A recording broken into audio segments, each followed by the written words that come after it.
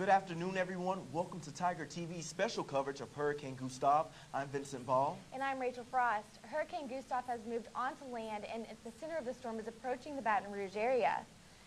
However, the weather has already knocked the power out of over 6,000 Baton Rouge residents and 360,000 statewide. So far, there's only been one death reported near the capital city in a freak accident. A tree fell on top of a car traveling on I-10. LSU has made some changes to keep the students safe. Isn't that right, Vincent? That's right, Rachel. If you woke up this morning and were craving a hot meal, you probably found out that there was nowhere to go after all. Interim Vice Chancellor for Student Life, Eric Monday, said on Friday the 459 Commons would be open on Monday from 7 a.m. to 7 p.m. I spoke with the LSU Emergency Operations Center today, and they explained that this dining hall was closed to keep students safe. They did not want residents and volunteer workers to be out walking around in the bad weather. The National Guard has placed MRE meals at various rest halls for those who need them. Now to give us the latest update is Hurricane Tracker Eric Vonweiter. Eric, what's going on with Gustav? Well, Rachel, fortunately, Hurricane Gustav has made its way inland as only a Category 2 storm, not as a Category 4, which was with projection just a few days ago. However, this is not a reason to get comfortable. Gustav is still packing sustained winds near 110 miles per hour and is still considered to be a very dangerous storm. Baton Rouge residents can expect the brunt of the storm between now and sunset. Taking a look at the campus, the winds are kicking up with gusts being recorded right outside of campus at WBRZ of 30 miles per hour. Now that Gustav is inland, for those here with us in Baton Rouge, we need to keep an eye on how quickly Gustav makes his way through the area. Many projections expect the storm to stall out over land, and this could cause a big problem in terms of flooding. Looking at the current radar, you can see some of the serious rain coming through the area. The Upper East side of the storm, which packs the most potential for tornadoes, is currently southwest of campus. The latest track out of the Hurricane Weather Service projects Gustav to take a westerly turn soon, and if it does that, it'll put Baton Rouge mostly out of the harm of catastrophic hurricane winds. Stay tuned later in the show, though, for more coverage of Gustav and tips on how to stay safe during the storm. Thanks, Eric. Let's hope that hurricane does take a quick turn soon. Gotta believe it. Extra help came in the early hours of the morning when the U.S. Army arrived with truckloads of soldiers and supplies. After unloading, the cargo trucks and Humvees were parked under Tiger Stadium to protect them from the element of Hurricane Gustav. The Army soldiers are riding the storm out in the PMAC until the storm passes and their services are needed. The LSU basketball season doesn't start for another 75 days, but the PMAC is packed today with sick patients from across the state, escaping the wrath of Hurricane Gustav. I went to the Cathedral of LSU basketball to find out why it has been transformed into a temporary hospital.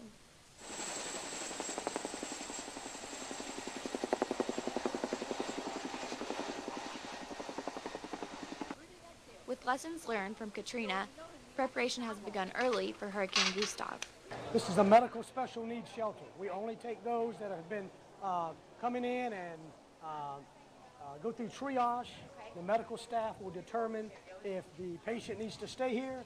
The LSU campus is currently using the Pete Maravich Assembly Center as a triage facility for patients with critical needs. This PMAC facility will hold 400.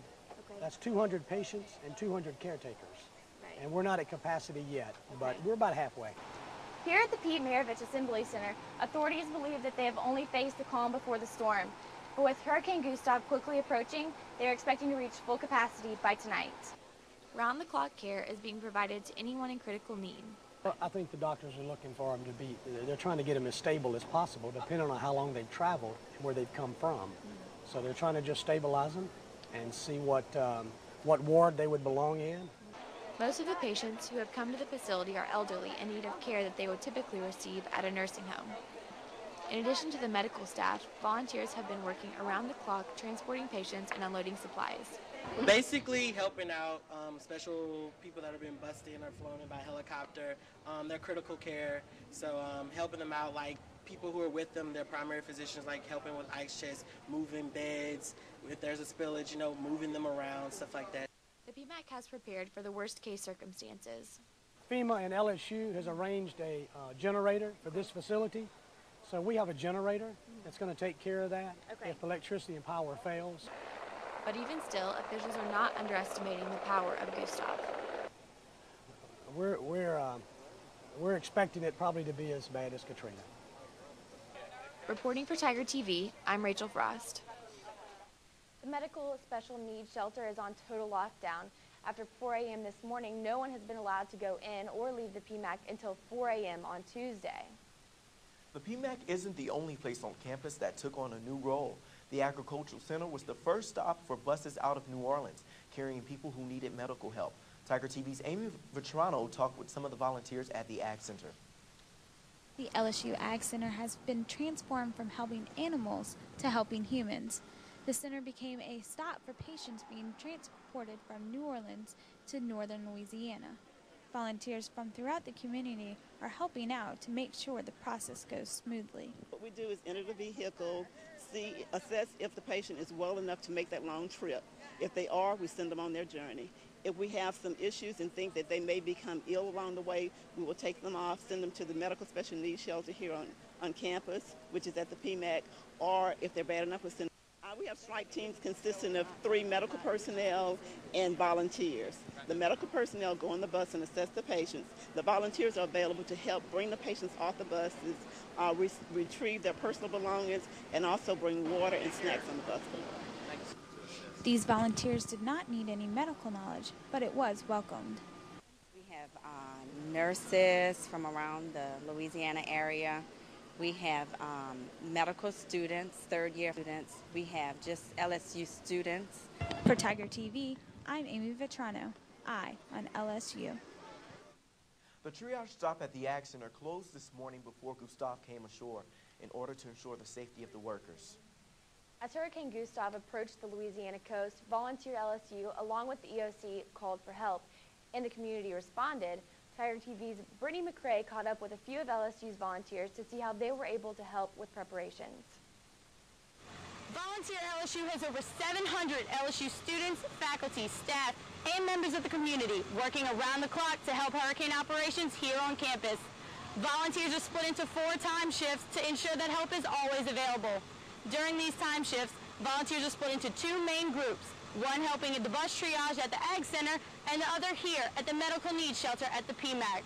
Certain jobs are assigned at each location.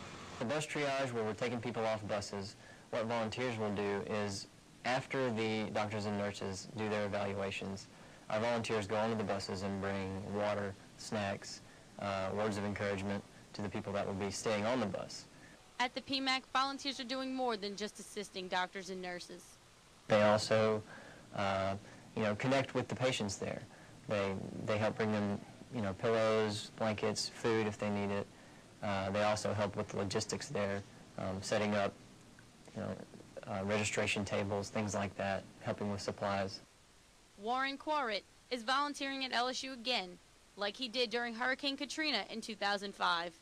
Comparing Gustav to Katrina, the actual volunteering, I think Katrina was more like chaos, I guess you can say, because there was no sign-in. We just all showed up. We knew it was here. We heard the helicopters going. They just heard on the news, so we just all showed up.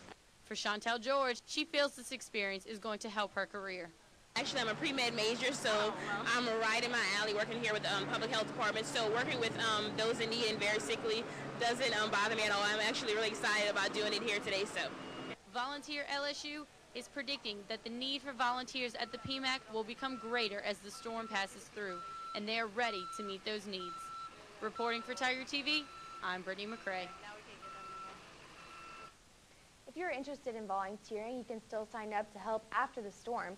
All you have to do is fill out a short form at www.lsu.edu/hurricane and click on the volunteer registration form.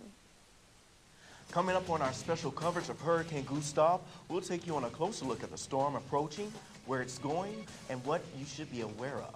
And we'll see how students on campus and their families are preparing for the worst. Stay tuned, you're watching Tiger TV.